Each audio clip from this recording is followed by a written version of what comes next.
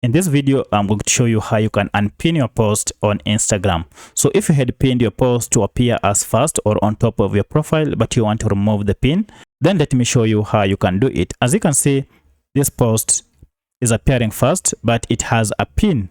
Here it is. So I want to unpin it.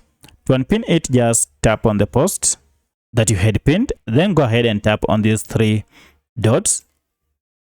And here we have an option to unpin from main grid. So go ahead and tap on it, and then it will be unpinned. As you can see, your post has been unpinned. Now if we go back, you can see it is no longer appearing as the first or on top, but now it has gone back to its position, which was second position.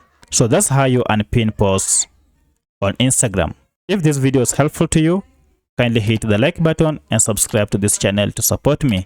Thank you for watching, and let's meet in the next video.